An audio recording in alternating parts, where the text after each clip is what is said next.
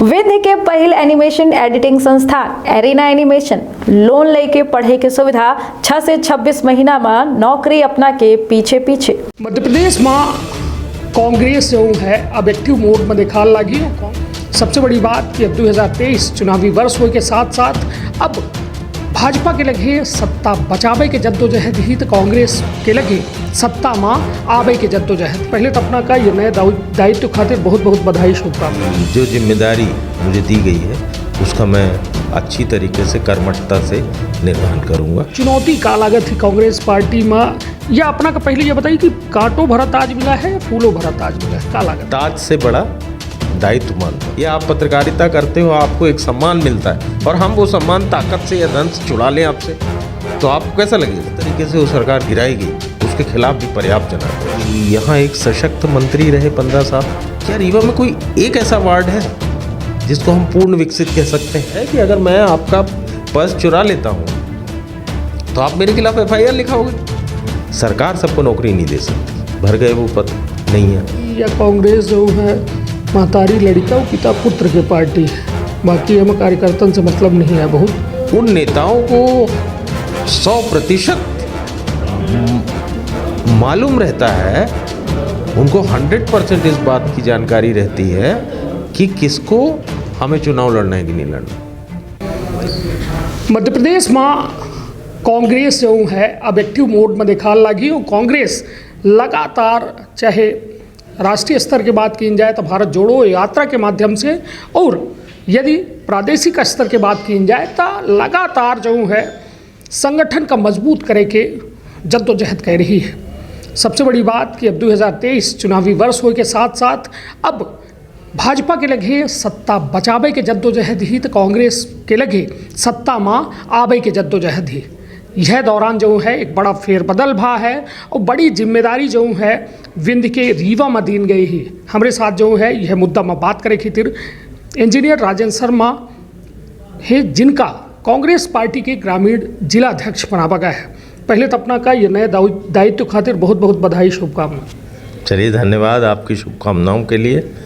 और मैं जो दायित्व दिया गया है इसके लिए हमारे राष्ट्रीय अध्यक्ष मल्लिकार्जुन खड़गे, हमारी नेता श्रीमती सोनिया गांधी, हमारे नेता श्री राहुल गांधी जी, हमारे प्रदेश के पूर्व मुख्यमंत्री अध्यक्ष कांग्रेस पार्टी के सम्मानित कमलनाथ जी, हमारे नेता सम्मानित दिग्विजय सिंह जी, हमारे प्रदेश के प्रभारी सम्मानित अग्रवाल जी, हमारे जिले के प्रभारी कपूर जी, हमारे ज़िले के प्रभारी प्रताप भानु शर्मा जी और हमारे नेता अजय सिंह राहुल जी, सभी को मैं इस दायित्व देने के लिए बहुत बहुत आभार देता हूं और ये विश्वास दिलाता हूं कि जो जिम्मेदारी मुझे दी गई है उसका मैं अच्छी तरीके से कर्मठता से निर्वहन करूंगा।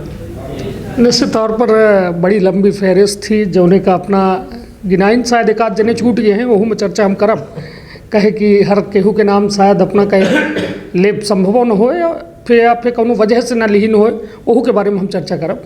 तो विंध्य क्षेत्र के या पहल बघेली न्यूज़ चैनल में हम कनीष तिवारी अपना पंचन का सभी जनन का प्रणाम करी थे। शुरुआत करी थी ये खास बातचीत के। भैया अब 2023 का चुनावी वर्ष मानी थे, अब लगभग 7-8 महीना चुनाव शेष है। यह दौरान चुनौती का लागत थी कांग्रेस पार्टी में, या अपना का पहले ये बताइए कि कांटों भरा ताज मिला है या फूलों भरा ताज मिला है? का लागत? देखिए, कांग्रेस तो पार्टी फूलों की, इसमें कांटे को तो स्थान ही नहीं। तो हमारे यहाँ तो हम लोगों को फूल ही मिलते हैं जी। तो ये ताज भी फूल भरा है, पर मैं इसे ताज से बड़ा दायित्व मानता हूँ। और मुझे लगता है कि हमें अपनी पार्टी को आगामी विधानसभा चुनाव, जैसा आपने कहा कि 2023 चुनावी वर्ष है, तो चुनावी वर्ष में हमको अपनी पार्टी को विजय दिलानी है सभी सीटों में। और मैं विश्वास दिलाता हूं, और जो मैं जनता का मूड देख रहा हूं, अभी हमने महापौर का चुनाव जीता यहाँ, तो मैं जो जनता का मूड देख रहा हूं तो मुझे लगता है परिवर्तन लोगों के जहन में है। जिस तरीके से महंगाई बढ़ गई, जिस तरीके से बेरोजगारी बढ़ गई, और रीवा तो यहाँ के नेताओं ने यहाँ की सब महत्वपूर्ण ज़मीनें बेच दी, आज शहर के अंदर गाड़ी खड़ी करने की जगह नहीं है, ठेला लगाने की जगह नहीं है, आज शहर के अंदर उद्यान लगाने की जगह नहीं है। आप सोचिए किस कदर सरकारी ज़मीन में सारी बेच दी गई। इसके खिलाफ जन आक्रोश है और हमको केवल ये काम करना है कि जन आक्रोश को एक दिशा देनी है और हमारे पार्टी जिन पे भी विश्वास करेगी, जिनको भी प्रत्याशी बनाएगी, उन सभी लोगों को हम लोगों को संगठन, मुस्तैद संगठन देना है जिससे वो चुनावी मैदान में विजय हासिल करें। चलिए, निश्चित तौर पर कहा था ना, उम्मीदन पर दुनिया टिकी है, उम्मीद पर अपनों टिके हैं, उम्मीद पर हम टिके हैं, सबके अपन अपन उम्मीद ही।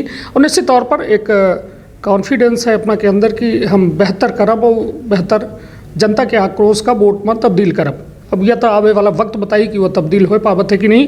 राजेंद्र शर्मा जी, अपना का जो ये दायित्व तो मिला है, हम काटो के ताज जैसे कहा रहे कहे कि यदि विंध्य के तासीर की बात की जाए, बीते हालातन की बात की जाए तो 30 सीटन में महज 4 सीट में अपना पचे सिमट जाई थे। दावा वहूँ दर की इतने बड़ा रहा, नेता अपना के वहूँ दर की इतने बड़े रहे, खूब रैली भय, खूब सभा भय, राहुल गांधी जी आए, सब कुछ था इधर की। ऐसा का अपना स्पार्क दिख रहे हैं जनता के अंदर, वह जन आक्रोश भरा है या फिर और कुछ अपना पचन के तैयारी है? देखिए, पिछली बार हमारे हार के कुछ और कारण थे। देखिए, अजय सिंह, राहुल भैया नेता प्रतिपक्ष थे। उन्होंने पूरे प्रदेश में दौरा करके और विंध्य में दौरा करके इतना माहौल बना दिया था भारतीय जनता पार्टी के खिलाफ।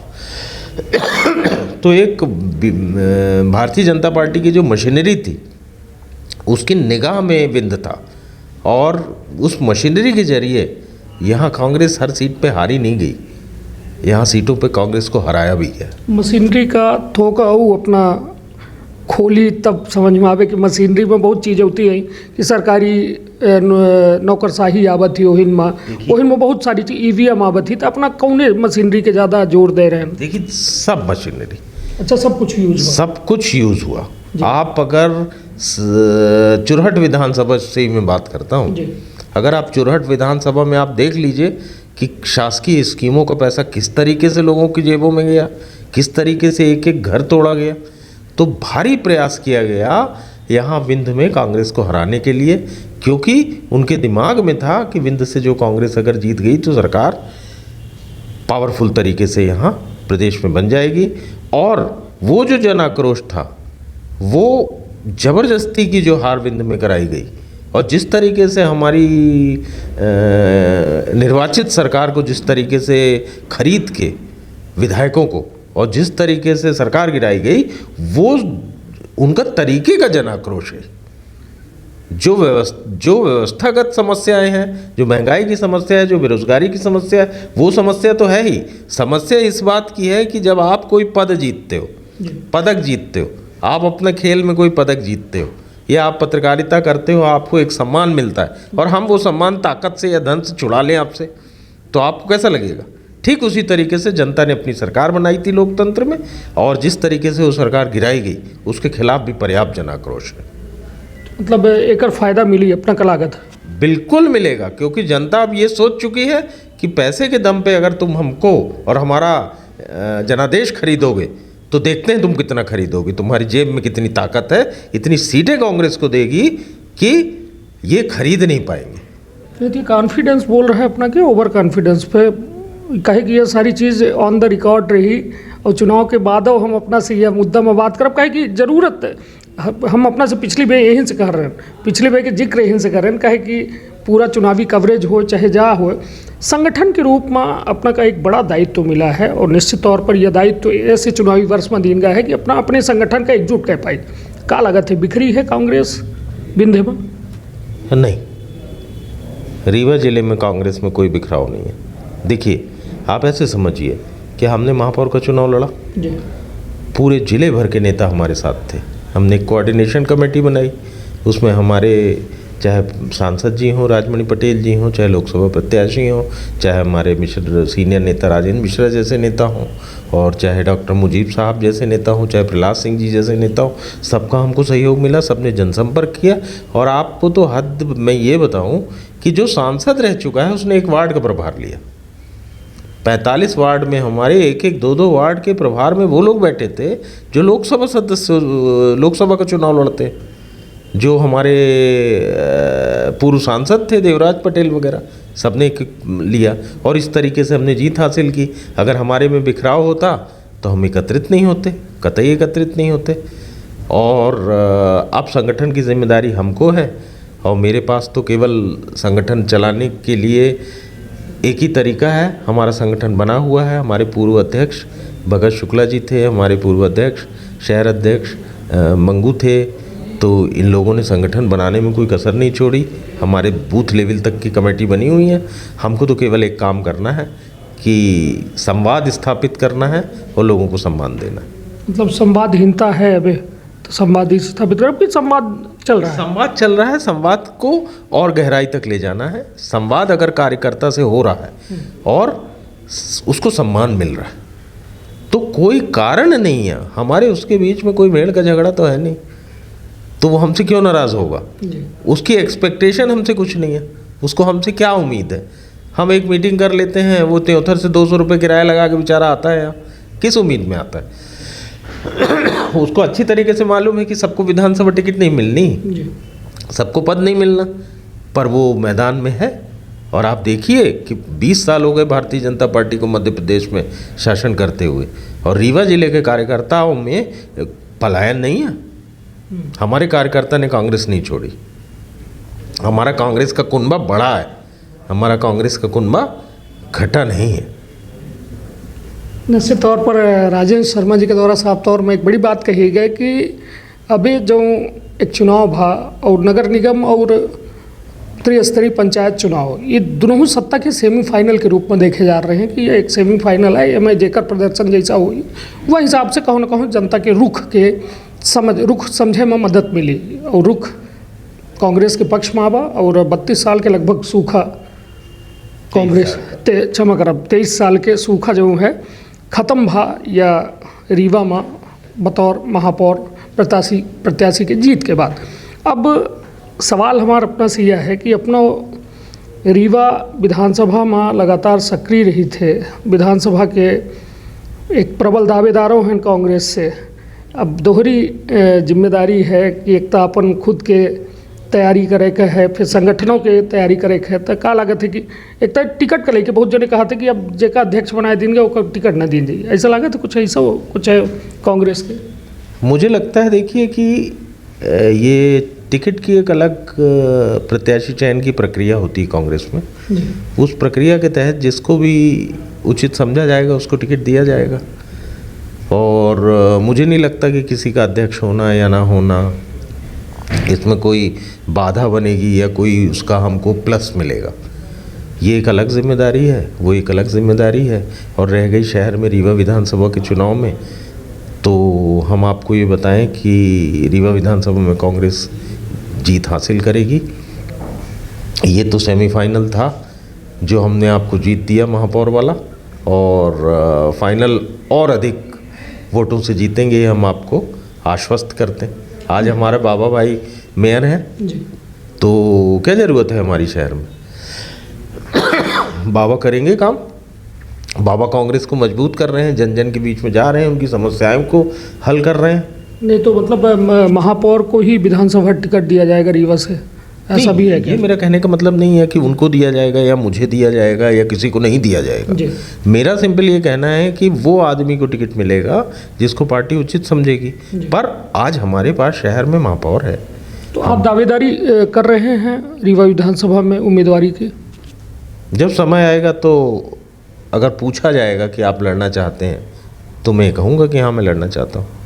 चलिए, अच्छे बड़े साफ सुथरा अंदाज में अपना के द्वारा स्पष्ट कर देंगे। निश्चित तौर पर राजेंद्र शर्मा जी के द्वारा लगातार जो है संस्कृत परंपरा और जो है लगातार गतिविधि में शामिल हो के साथ साथ अपन उपस्थिति जो है दर्ज तक करते रहते। अब बात अब रीवा के हो जाए, अब बहुत कुछ हो गया। अब रीवा में हम अपना से यह जाने चाहते कि यदि बुनियादी सुविधा के बात की जाए, अपना का ग्रामीण क्षेत्र के दायित्व तो मिला है और ता यहाँ मूलभूत सुविधा सड़क बिजली पानी एमा 10 कै नंबर देव सीधी रीवा का चमक। देखिए, अगर आप रीवा नगर की बात करो तो मैं इसमें आपसे भी एक प्रश्न पूछना चाहता हूँ और लोगों से भी एक प्रश्न पूछना चाहता हूँ कि यहाँ एक सशक्त मंत्री रहे 15 साल, लगातार महापौर रहे। क्या रीवा में कोई एक ऐसा वार्ड है जिसको हम पूर्ण विकसित कह सकते हैं, जिसमें नाली बन गई, सड़क बन गई, बिजली है, सफाई हो रही है, एक व्यवस्थित पार्क? हम लोग निर्माण कार्य में संलिप्त व्यक्ति हैं, हम लोगों को अपनी कॉलोनी बनाते हैं। हमारी एक कॉलोनी जो है, एक कॉलोनी को तो हम कहते हैं हमारी पूर्ण विकसित है, इसमें सारी सुविधाएं। तो क्या नगर में एक वार्ड को भी विकसित नहीं किया जा सकता था? मुझे ऐसा लगता है 45वां वार्ड में विकसित नहीं है। आपने शहर के मूल सड़कों में अगर कंक्रीटिंग कर दी है, निर्माण कर दिया है, तो ये पर्याप्त नहीं है। पर्याप्त वो है कि जो जहाँ जिसका घर है वहाँ तक विकास पहुँचना चाहिए, उसको लाभ मिलना चाहिए। मैं तो आपको परिस्थिति, एक बिल्डर होने के नाते भी एक आपसे बड़ी जानकारी शेयर करता हूँ कि यहाँ की व्यवस्थित कॉलोनी में रहने वाले लोग भी अपने उन घरों को छोड़ के हम लोगों की व्यवस्थित कॉलोनियों में आ रहे हैं। कारण ये है कि उनके दिमाग में है कि यहाँ हम अपना घर कितना सजा लें, घर के बाहर पाँव रखेंगे तो फिर वही मिलना है। और अच्छे अच्छे घर बने हुए हैं पर जल भराव हो जाता है, पीने का पानी स्वच्छ नहीं है, गंदगी भरी हुई है। 160 करोड़ के ठेके हो रहे हैं, 300 करोड़ के ठेके हो रहे हैं सीवर लाइन के। क्या हालत है, पूरी सड़क खोद के फेंक दी गई सीवर लाइन के नाम पर। क्षतिग्रस्त सड़कें पड़ी हुई हैं और उनका कोई रिपेयर नहीं किया गया। मैं तो जितना निर्माण को जानता हूँ इतना जानता हूँ कि बनाने वाला अगर कोई चीज़ तोड़ के बनाता है तो अपन उससे ये एक्सपेक्ट करते हैं कि आप इसे पुनः उसी स्थिति में रखो। ये काम नहीं होता कि एक तो आपने खोद दिया, काम भी नहीं किया, ऊपर से खोद के चले गए। इसके लिए कौन जिम्मेदार थे? क्या उन जिम्मेदारों पे आज तक FIR हुई? क्या ठेका निरस्त कर देना पर्याप्त है? अगर ठेका निरस्त कर देना पर्याप्त है तो वो जो दोषी व्यक्ति थे, जिनकी सुपरविजन में ये सब काम हो रहा था या जिनके निर्देशों में ये काम हो रहा था, वो लोग तो फिर अगला काम ऐसे ही करेंगे। क्या हुआ? क्या FIR दर्ज हुई? सरकारी पैसे के साथ इतनी बड़ी बदमाशी की गई। और सरकार के पैसे कहाँ से आ गए? सरकार के पास फैक्ट्री है, सरकार के पास जो पैसे आते हैं वो जनता के पैसे, जनता के माध्यम से आते हैं। तो उन पैसों का अगर दुरुपयोग हो रहा है तो ठीक उसी तरीके से है कि अगर मैं आपका पर्स चुरा लेता हूँ तो आप मेरे खिलाफ FIR लिखाओगे कि भाई मेरा पर्स चोरी हो गया, और अगर आप जानते हो मैंने चुराया तो नामजद FIR कराओगे।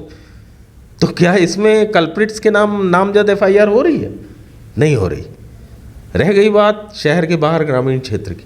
ग्रामीण क्षेत्र में प्रधानमंत्री सड़क योजना के नाम से पहुँच मार्ग बने, ये बात सही है कि हमारे यहाँ प्रधानमंत्री सड़क योजना के नाम से पहुँच मार्ग बने और फिर वो ख़राब भी हो गए, टूट भी गए गुणवत्ता के अभाव में। पर आप फिर जब गांव के अंदर जाइए तो आप गांव के अंदर विकास देख लीजिए, कितनी भारी भारी योजनाएं आती हैं। नल जल योजना आती है, स्वच्छता मिशन आता है और घर घर टॉयलेट्स बनाने की बात होती है।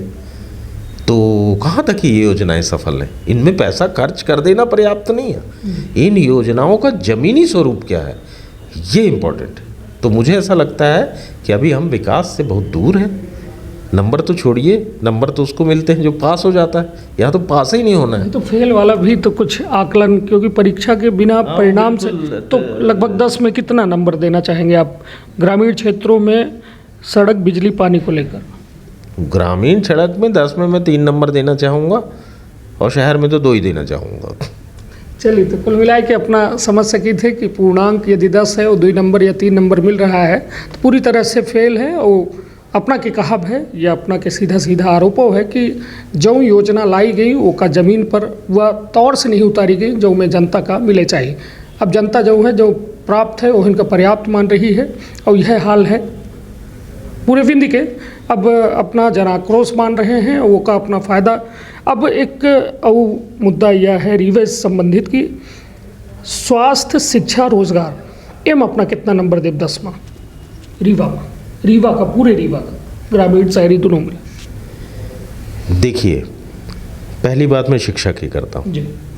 रीवा में 1964 में इंजीनियरिंग कॉलेज खोला, जी लगभग तभी सैनिक स्कूल खोला, तभी मेडिकल कॉलेज खोला, और तभी उसी पंचवर्षीय में विश्वविद्यालय भी बना।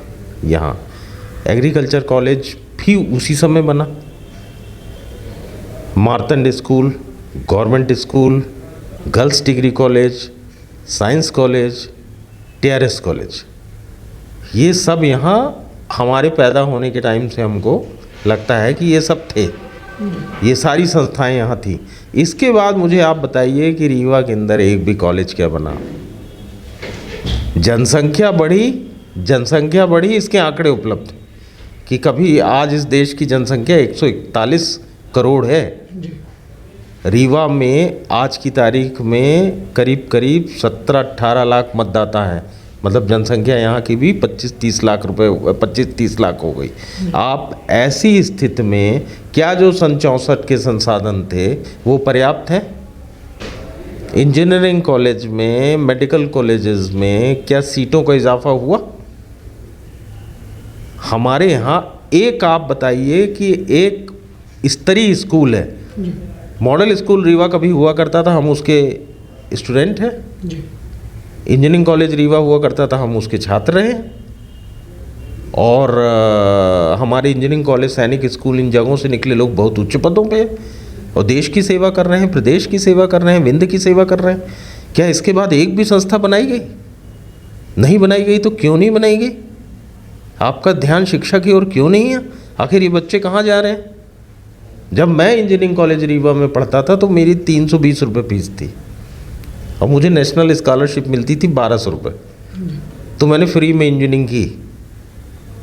आज रीवा का एक बच्चा इंजीनियरिंग करने के जाता है जिसको रीवा इंजीनियरिंग कॉलेज नहीं मिलता तो भोपाल की एक प्राइवेट कॉलेज में दाखिला लेता है। 55-60 हज़ार रुपये उसकी फ़ीस लगती है, वो घर का किराया, रूम का किराया 5,000 रुपये देता है। कैसे एक मध्यम वर्गीय व्यक्ति अपने बच्चों को बाहर ले जाकर शिक्षित करता है? हमारे यहाँ तो लोग, गांव के लड़का आके रीवा से इंजीनियरिंग कर लेता था। क्यों नहीं हमने इतनी इंजीनियरिंग कॉलेज की सीट्स बनाई? हाँ, हमने क्या किया, इंजीनियरिंग कॉलेज की ज़मीन खुर्द बुर्द कर दी। 150 एकड़ ज़मीन इंजीनियरिंग कॉलेज में हुआ करती थी और उस 150 एकड़ इंजीनियरिंग कॉलेज की जो ज़मीन थी आज आपने बांट बूट के 60-65 एकड़ में कन्वर्ट कर दिया। ये क्या न्याय है शिक्षा के साथ? मेडिकल की आप बात करते हैं, स्वास्थ्य की बात करें, सुपर स्पेशलिटी हॉस्पिटल रीवा में खुला, बहुत अच्छी बात है। गुलाम नबी आज़ाद केंद्रीय स्वास्थ्य मंत्री थे, देवराज पटेल रीवा के सांसद थे। देवराज पटेल ने उनसे व्यक्तिगत रूप से अनुरोध करके और रीवा को वो सुपर स्पेशलिटी हॉस्पिटल दिलाया। आज सुपर स्पेशलिटी हॉस्पिटल है। संजय गांधी अस्पताल श्रीनिवास तिवारी जी के प्रयास की देन है। जब श्रीनिवास तिवारी स्वास्थ्य मंत्री थे तो उन्होंने उसकी नींव रखवाई और कुंवर साहब अर्जुन सिंह जी मुख्यमंत्री थे, उन्होंने उसको स्वीकृत किया। सोनिया जी ने उसका लोकार्पण किया। संजय गांधी अस्पताल तैयार है। आज वो संजय गांधी अस्पताल जिसने 2021 में कोविड की महामारी में वो सेवा की है, यहाँ की वो सेवा की है कि संजय गांधी ने अपनी लोगों की निगाह में संजय गांधी की एक प्रतिष्ठा हो गई कि संजय गांधी में अनेक लोगों का इलाज हुआ। मेरा बेटा एडमिट था संजय गांधी में। तो स्वास्थ्य के इसमें प्रयास हुए, पर जिस तरीके से जनसंख्या वृद्धि हो रही है उस तरीके से संजय गांधी 800 बेडेड हॉस्पिटल है। आज की तारीख में कोविड के टाइम वहाँ व्यवस्था नहीं थी, बेड नहीं थे, लोग बेड बाहर थे, फिर भी संजय गांधी ने सेवा की। इसके लिए मैं रीवा के डॉक्टरों को बहुत बहुत आभार और धन्यवाद देता हूँ और उनकी एक यश है, ये उनका प्रयास है, बहुत ही सराहनीय प्रयास है। स्वास्थ्य की दिशा में रीवा में और काम करने की ज़रूरत है। रोज़गार तो मुझे लगता है बेरोज़गारी का इतना आलम है यहाँ कि कुछ कहने नहीं। सरकारी, देखिए, सरकार सबको नौकरी नहीं दे सकती। सरकार की एक सीमा है, सरकार के यहाँ एक स्थान होते हैं, 10 पद हैं, 20 पद हैं, 30 पद हैं, भर गए वो पद नहीं है। रोज़गार जनरेट होता है व्यवसाय से। यहाँ कितनी प्राइवेट इंडस्ट्रीज़ आई, जेपी के बाद यहाँ कोई बड़ी इंडस्ट्री नहीं आई, कोई इंडस्ट्रियलाइजेशन नहीं हुआ। आपके यहाँ का सोलर प्लांट बना तो स्थानीय लोगों को रोज़गार नहीं मिला, बाहर के लोग आए, बाहर का रोज़गार हुआ।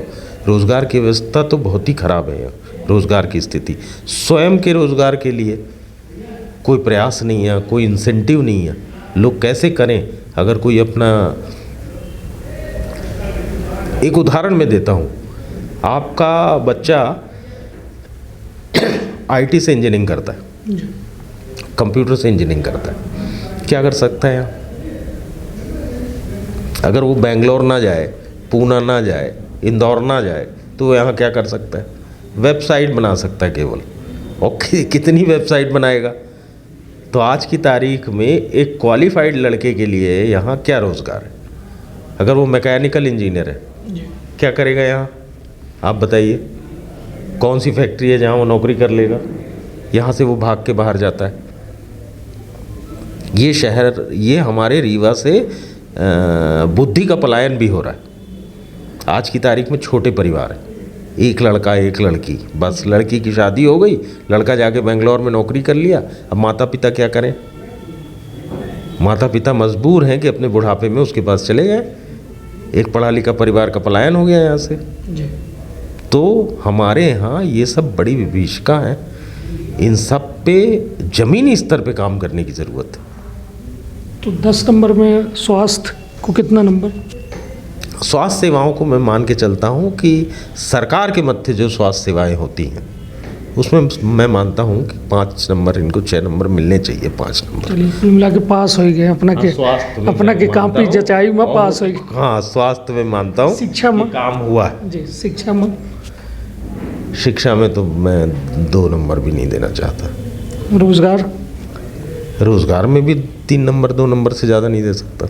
चलिए तो कुल मिला के ठीक है, एक मिला जुला जो है अपना के कहा है। निश्चित तौर पर देखिए, विपक्ष के हो के मतलब ये नहीं कि अपना जो बेहतर है ओका बेहतर अपना का कहे का पड़ी, और जो ये नहीं कि अब अपना ओका निगेटिव रूप में देखिए, वो अपन सिर्फ में प्रतिक्रिया में निगेटिव बात करी। अब बात अबे बीते दिन अपना एक ठे बयान दिखे हो मुख्यमंत्री शिवराज सिंह चौहान जी के, जब अपना पचन की यह विस्तार भा संगठन के, ओमा उनकर बयान आवा कि यह कांग्रेस जो है महतारी लड़का वो पिता पुत्र के पार्टी है, बाकी एम कार्यकर्तन से मतलब नहीं है। बहुत ही 150 वो बनाए देते थे महामंत्री, 150 यह बनाए देते थे। मतलब कुल मिला के उनका स्टेटमेंट अपना पढ़े हो, का कहा वह बयान के बारे में? देखिए, मेरे पिताजी डॉक्टर थे, है ना।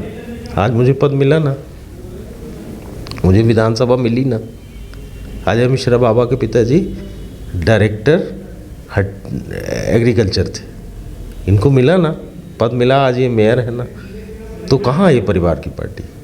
ये उनका कहना है कि जैसे राष्ट्रीय स्तर में देखा जाए तो राहुल गांधी, सोनिया गांधी जी के इर्द गिर्द ही पार्टी घूमती रहती है, और भले किसी को, वेणुगोपाल जी को भले, हालांकि उन्होंने अलग किया, अध्यक्ष बनाया उन्होंने बिना गांधी परिवार के। फिर यदि देखा जाए तो अभी कोर कमेटी जो कमलनाथ जी की बनी, उसमें नकुलनाथ जी भी शामिल हैं। तो इसको लेकर उन्होंने ये टिप्पणी की थी उस पर। देखिए, जिसको कार्यकर्ता चाहता है वो नेता होता है, सीधी बात। राहुल गांधी जी को हमारा कांग्रेस का कार्यकर्ता चाहता है कि वो हमारे नेता रहें, इसलिए वो हमारे नेता हैं। वो इसलिए हमारे नेता नहीं हैं कि वो किसी के पुत्र हैं, उनको हम स्वीकार करते हैं नेता, इसलिए वो हमारे नेता हैं। और भारतीय जनता पार्टी में कहाँ ये नहीं है? भारतीय जनता पार्टी में क्या नेता के पुत्र, बहू या परिवारजन नेता नहीं है? वो भी टिकट देते हैं उनको, पदाधिकारी बनाते हैं उनको। तो ऐसा कोई, मुझे लगता है, बंधन भी नहीं होना चाहिए कि कोई अगर किसी का लड़का है तो उसकी उपेक्षा होनी चाहिए। देखिए, आज की तारीख में जो स्वीकार होता है वही नेता होता है। हो सकता है वो किसी का पुत्र हो, पर कांग्रेस पार्टी सबको मौका देती है। मुझे लगता है कांग्रेस पार्टी से ज़्यादा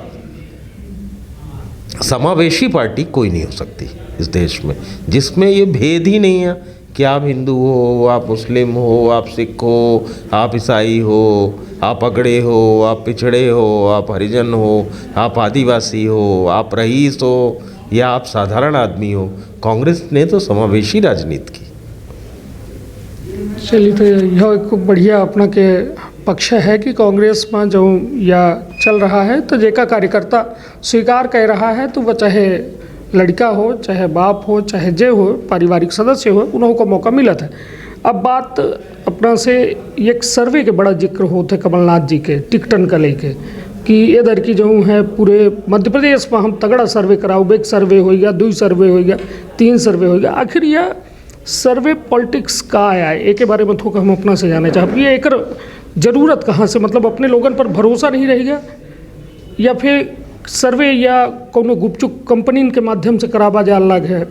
जैसा पहले तो सर्वे संगठन कर रहा, संगठन के जिम्मेदार लोगन का जिम्मेदारी दे दी गए, वो जाए के लोगन से कार्यकर्तन से वाले ले रहे हैं रिव्यू। लेकिन अब स्थिति यह है कि प्राइवेट कंपनी अपना के सर्वे कह रही हैं कि कौन उम्मीदवार जीते लायक है कि हारी जी के कर टक्कर अच्छी रही, तो मतलब ये कर का पॉलिटिक्स है। देखिए इसका एक तरीका है कमलनाथ जी का। जी मैं जाता हूँ कमलनाथ जी के पास, मैं बोलता हूँ कि मैं रीवा विधानसभा से चुनाव लड़ना चाहता हूँ। जी वो कहते हैं ठीक है, नाम बताओ, राजेंद्र शर्मा, नोट कर लेते हैं। उसके बाद वो अपने तरीके से ये सर्वे करते हैं कि राजेंद्र शर्मा प्रत्याशी बनने लायक है कि नहीं। उसका तरीका ये होता है कि अगर कोई देवतालाब का, कोई मऊगंज का, कोई रीवा का अन्य व्यक्ति उनके पास गया तो कहते हैं यार, पूछते हैं राजेंद्र शर्मा ये कैसे व्यक्ति हैं, क्या भाई ये रीवा से चुनाव लड़ना चाहते हैं। कई बार वो ये भी करते हैं कि प्राइवेट एजेंसी से सर्वे होता है। उसका एक कारण है, देखिए संगठन के माध्यम से पहले सर्वे होता था, संगठन के माध्यम से आज भी सर्वे होता है, आज भी पर्यवेक्षक होते हैं।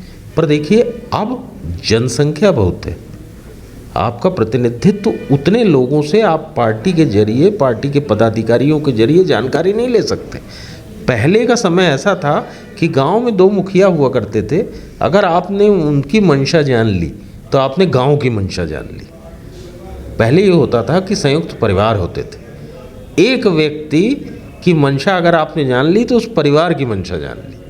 आज की तारीख में ऐसा नहीं है, आज की तारीख में लोग अलग अलग हैं, सबके अपने सोचने का तरीका है। सोशल मीडिया आ चुका है, लोगों का अपना इंफॉर्मेशन सिस्टम है, एक सूचना तंत्र तैयार हो गया है लोगों के पास, अपने अपने तरीके से लोगों को सूचनाओं का आदान प्रदान हो रहा है। उस तरीके से लोग अपने विचार बनाते हैं कि हमको इस व्यक्ति का चयन करना है, किस व्यक्ति का चयन करना है। तो हमें इतने सारे लोगों के बीच में ये तय करना है, तो उसके लिए अगर हम किसी टेक्निकल और क्वालिफाइड एजेंसी की मदद लेते हैं तो उसमें कोई गलती नहीं है।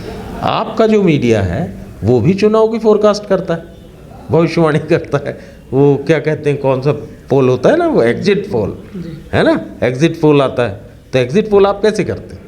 क्या आप अपने केवल कर्मचारियों से पूछ के एग्जिट पोल करते हैं? नहीं, आप एग्जिट पोल के लिए सर्वे करते हैं। सर्वे एक टेक्निकल इस्टेब्लिश्ड स्टैटिस्टिकल मेथड है किसी चीज़ के बारे में जानकारी एकत्रित करने का, और अगर अपन उसका सहारा लेते हैं टेक्नोलॉजी का तो कोई गलत बात नहीं। चलिए, तो कुल मिला के सर्वे वाली बात हो गई। अब ये बताइए, अब सीधी के जिलाध्यक्ष हैं ज्ञान सिंह चौहान जी, शायद परिचित हो अपना, उनके द्वारा एक बड़ी बात कही गई रही बीते दिना एक साक्षात्कार के दौरान कि कांग्रेस जो है बिल्कुल जब अंतिम में चुनाव पहुँच जाते तब टिकटन के बंटवारा करे थे, जबकि उनकर कहब रहा कि यदि थोका 2 महीना 4 महीना पहले टिकटन के बंटवारा हो जाए तो एक उम्मीदवार का तैयारी करे के वक्त मिल जाए। और सब कहे कि अब सिर्फ जनता के बीच जा मुद्दा नहीं रह जाए, बहुत सारी पैसा की व्यवस्था है, बहुत लोगन के बीच में हर व्यक्ति तक जो है पहुँचब जो है फिर अंतिम में पॉसिबल नहीं हो। तो का लागत है अपना का लागत है कि टिकट का अंतिम बिल्कुल नेक्स्ट टाइम में दे उचित है, या फिर 2-4 महीने पहले यदि टिकटन का बंटवारा हो जाए तो उसे कुछ संगठन का वो फायदा हो सकता है? मेरा ऐसा मानना है कि टिकट जो बंटने का समय है जी। वो ना तो बहुत जल्दी होना चाहिए और ना बहुत बाद में होना चाहिए। बिल्कुल अंत में टिकट डिस्ट्रीब्यूशन से ये फ़ायदा नुकसान ज़रूर होता है कि लोगों को चयन करने का, प्रत्याशी चयन करने के में और थोड़ा जल्दबाजी होती है, और दूसरी चीज़ ये भी होती है कि प्रत्याशी को चुनाव में बूथ में अपने हर बूथ में पहुंचने का समय नहीं मिलता। पर दूसरी तरफ उन नेताओं को 100% मालूम रहता है, उनको 100% इस बात की जानकारी रहती है कि किसको हमें चुनाव लड़ना है कि नहीं लड़ना। भाई सीधी ज्ञान सिंह जी है, हमारे साथी हैं और सही बात है उनकी, पर क्या राहुल भैया को नहीं मालूम उन्हें चुनाव लड़ना है? क्या कमलेश्वर पटेल जी को नहीं मालूम उनको चुनाव लड़ना है? देखिए, कुछ लोगों को पहले से मालूम रहता है कि हम चुनाव लड़ रहे हैं, कुछ लोगों को इशारे कर दिए जाते हैं। चुनाव जहां एक भ्रम और कन्फ्यूज़न का वातावरण रहता है, वहाँ अंत तक ये चयन करने में कई बार पार्टी को परेशानी होती है कि हम इनको दें कि इनको दें। वो पार्टी की चयन प्रक्रिया। माना जाए कि 2 महीने पहले बंटवारा हो जाना चाहिए टिकटों का, क्या लगता है आपको? 2 महीने कि 4 महीने? यदि मेरा ऐसा मानना है कि 70% सीटों में 6 महीने पहले इशारा हो जाना चाहिए। बंटवारा नहीं होना चाहिए, इशारा होना चाहिए। इशारा होना चाहिए। तो इशारों में फिर मतलब तब्दीली भी होने की गुंजाइश रहेगी, बंटवारा होने के बाद तो तब्दील नहीं किया जा सकता, इसलिए आप ऐसा बोल रहे हैं। भाई मैं आज बहुत अच्छा काम कर रहा हूँ और आपने मेरा इंडिया टीम में सिलेक्शन कर लिया, पर जब मैं वहाँ परफॉर्मेंस देने की बात आ रही है तो मैं नहीं कर पा रहा हूँ। उस समय कुछ फिजिकल प्रॉब्लम है मुझे, या मैं कुछ मेंटल टेंशन में हूँ, या उसके प्रेशर में हूँ खेल के, और मैं गलतियाँ कर जाता हूँ, तो फिर बदलने का भी समय होना चाहिए। चलिए, अच्छी बात। अब एक आखिरी सवाल हम आपसे अपना से यह पूछब कि जो पूरे मीडिया में इस समय मीडिया, अखबार, चाहे सोशल मीडिया हो, हर जगह हुआ व्यक्ति है और वहाँ डिबेट चल रही है बागेश्वर धाम सरकार। अब अपना देखा तो, हालांकि न्यूज़ अखबार अपना एक जिम्मेदार व्यक्ति हैं तो अपनों के नज़र पड़ती न हुई, तो उनके ऊपर जो ये कहा जाता है, श्याम मानव जी आवत हैं, उनके द्वारा एक बात कही जाती कि नागपुर में हम इनका चैलेंज करी थे कि हमारे कुछ साथी के बारे में बता, मैं दिव्य दरबार जो लगा रहा। उनका दावा है कि ये चैलेंज हम एक्सेप्ट नहीं करी ना, हमका छोड़ के, मतलब ये पंडाल छोड़ के भाग गए। 9 दिन के कथा 7 दिन में भाग गए। फिर उसके बाद रायपुर में जो है हंगामा भा, रायपुर में यह बुलावा गया, पत्रकारन को बुलावा गया, वहाँ यह कहा गया कि अब हमसे कोई सबूत न मांगे, जो करे को हो तो एठे फाइनल कहला, जो सबूत हो। तो यह अंधविश्वास, पाखंड, धर्म, ये पर इस समय बड़ी लंबी डिबेट चल रही है, जबकि बात महंगाई, बेरोजगारी और मुद्दा बहुत सारे हैं, लेकिन यह प्रमुख मुद्दा बना है। ये मैं कहा वो बागेश्वर धाम के विवाद के बारे में कहा पूरी बात। देखिए, पहली चीज़ ये है कि विवाद, संघर्ष, प्रतिस्पर्धा ये सदैव होती रही है ना, पर अब मीडिया इन चीज़ों को महत्व देने लगा है। अब मीडिया इनको मूल मुद्दों से ध्यान आकर्षित करने के लिए भी कई बार ऐसी चीज़ों को तूल दी जाती है, इन पे चर्चा की जाती है। मुझे लगता है कि जहाँ तक आस्था का विषय है तो मेरा ऐसा मानना है कि आस्था निजी होती है। आपकी किसी व्यक्ति से भी हो सकती है, गुरु से भी हो सकती है और प्रभु से भी हो सकती है। ये आस्था एक आपका अपना विषय है जिसको लोग अपने अपने हिसाब से, अपने अपने बिलीफ के हिसाब से करते हैं। मैं तो कम से कम बस सर्वोच्च ईश्वर भगवान कृष्ण का भक्त हूँ, तो मैं तो मानता हूँ कि भगवान ही सब कुछ है। अब रह गई बात लोगों की कि ये सही भविष्यवाणी कर सकते हैं नहीं कर सकते, तो मैं महाभारत का एक दृष्टांत कह के बात ख़त्म करूँगा अपने, कि भगवान कृष्ण तो कृष्ण थे, ईश्वर थे, और उनको मालूम था, उनके सबसे प्रिय व्यक्ति अभिमन्यु थे। उनको ये भी मालूम था कि आज अभिमन्यु का वध होना है, उन्हें ये भी मालूम था कि आज क्या होना है। उसके बावजूद उन्होंने फोरकास्ट तो नहीं की, कोई भविष्यवाणी नहीं की कि आज ये ख़त्म हो जाएगा। उन्होंने केवल ये हमेशा कहा कि यशस्वी हो, तुम्हारा नाम गर्व से लिया जाएगा। तो ये जब भगवान ने धरती में आकर कोई तिथि नहीं निश्चित की, कोई भविष्यवाणी नहीं की, तो जो लोग कर रहे हैं वो अपने तरीके से कर रहे हैं। जो मान रहे हैं मान रहे हैं, जो नहीं मान रहे नहीं मान रहे। चमत्कार मानते हैं आप कि हिंदू धर्म में चमत्कारों की जगह है कि नहीं? नहीं। चमत्कार हिंदू धर्म में तो कहीं ये सब लिखा ही नहीं है चमत्कार वमत्कार। हमारा सनातन धर्म में कहीं इस बात की चर्चा नहीं है चमत्कार की। हम लोग तो कर्म प्रधान, हम लोग की गीता है जो कर्म की व्याख्या करती है, इसलिए हम लोग चमत्कार पे विश्वास नहीं करते। चलिए, निश्चित तौर पर अब अच्छी खासी बातचीत हो गई, अच्छा खासा सवाल जवाब हो गया, और जो ने माँ लगभग हर सवालन के अपना के द्वारा बड़े जो है अच्छे ढंग से समझाए के उदाहरण दे के जवाबों दिन गए हैं। तो अब निश्चित तौर पर एक बड़ी जिम्मेदारी है, चुनावी वर्ष है, तो अपनों के मानव है कि संगठन की मजबूती के साथ साथ जनता के जन आक्रोश के फ़ायदा अपना का कहब है कि ये चुनाव में मिली। अब देखब दिलचस्प हुई कि 2023 के या चुनावी दंगल जो हुई एमा कांग्रेस के का स्थिति हो थी, कितनी सफल हो पावा थी, और कितनी जो दावा है अपना के द्वारा दावा किए गए कितने बिल्कुल जो है दावा साबित हो पावा थे। तो यह आवे वाले वक्त में पता चली हो, या भविष्य के गर्त में इस सवालन के जवाबों है। तब फिर कोनो शख्सियत से हुई मुलाकात, तब तक खातिर आपन अपने परिवार के रखी बहुत ख्याल। धन्यवाद, प्रणाम।